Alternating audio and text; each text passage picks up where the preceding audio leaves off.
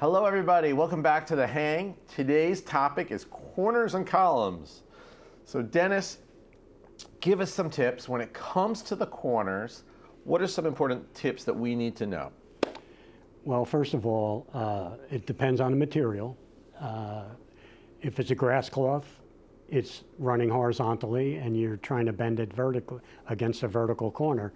So that adds a little bit of difficulty.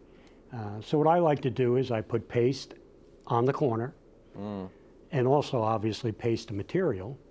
And then when I install it, I start that bend around the 90 with my hand because it's soft enough to not break the fibers. And just to sort of get it to start that turn. And then I'll just do it more and more and almost run my finger up it to put that final crease in it so that it'll go around the corner. And sometimes, depending on the material, I'll take my favorite tool out, my heat gun. And heat will sometimes work with a lot of materials, some not so much. Vinyls, it's great for.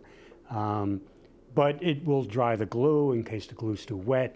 So it can be helpful at times. And the other thing, Dennis, someone asked me recently is, how much material do I wrap the corner with? Do I just end at the corner? I told them don't end at the corner ever, right? But how much material do you want to overlap when you come around the corner? You want to have, and I guess if I have to think of a figure, a third of the sheet, let's call it.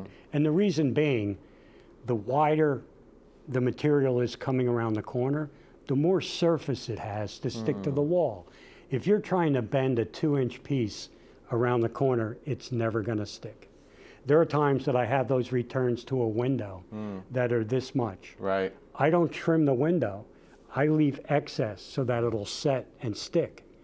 And then I'll go back later and trim it in. Trim it. Because if I trim it in right away, it's just going to pop at the seam, huh? Exactly. I love it. So great tips, you guys, you heard on the corners. One, let's use some extra adhesive on the walls to get that extra stick. Two, we're going to use our trusty hand to start the bend. Stay away from the tools in the beginning. Start with the hand. Three, you're going to use at least a quarter to at least a third of the material over to allow that material to actually take the bend and relax before you do any cutting. And four, make sure you have the right tools. Not just your hand, but sometimes you actually need the heat gun too, especially for the vinyls or some of the more durable materials. Yes. I love it. So those are some great tips on corners. Dennis, another unique piece of architecture is columns. Talk to us, what are some of the tips when we're installing wall covering for our columns? Well, you have to decide where you're going to start and where you're going to end. Be it one piece of material, maybe you need two pieces of material, which is going to create a second seam. So it's important, the placement. Secondly, you're never going to get one piece to go around and literally join the other where you could butt the two together. Right. The method you're going to need to use to seam is a double cut. And by that I mean you literally come around and overlap the two pieces and take your razor and cut down both and you pull out the salvage and then you lay the two back down together. And again, you try to negotiate and put the seam where it's the least obvious. Great points. A couple other things you've told me over the years is, one, sometimes you also might want to use some extra adhesive on the column as well, right? I sometimes paste the whole column. You'll paste the whole column? Because I don't always know where the seam's going to be exactly. And it just aids in the adhesion. So there's really no downside to doing that. And how about when you measure? So say you need two pieces of wall covering. What do you recommend? Like, because the width is so wide, some columns are really huge. Do you do any trimming in when you're measuring them, or do you do one piece larger than the other? What do you recommend? I probably will guess, or I'll get a guesstimate of, let's say I put a 36-inch piece up, and I'll take a measure. I'm not going to put another 36 up if it doesn't look that wide. I'll measure it, and let's say it's 18 inches. I'll cut a piece 20 inches wide so that it'll overlap both so that I can then do my double cut.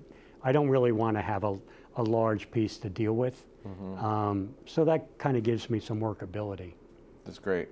And with columns, I think with the Philip Jeffries wall covering, have you done like the wood veneer? Have you done all different types of wall coverings? Oh for the yeah, columns? yeah. Some, are more of a challenge than others. The veneers work reasonably well around columns. Again, so, they're being stiff. There may be the tendency when you try to put it together for this, but sometimes that's where your heat gun can come in handy to just give it a little bit of heat to maybe relax it that little bit to where it'll stay together, particularly when you make the cut, because you're going to end up doing the same thing with a double cut on that too. Great. So to wrap up, a couple great tips on columns are, one, make sure that you put some extra adhesive on the column to help with that gripping. Two, make sure that you get large enough pieces so you have a nice balance on the widths.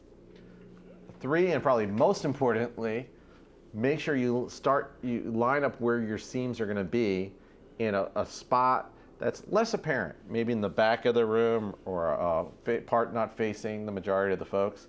And four, make sure you have the right tools.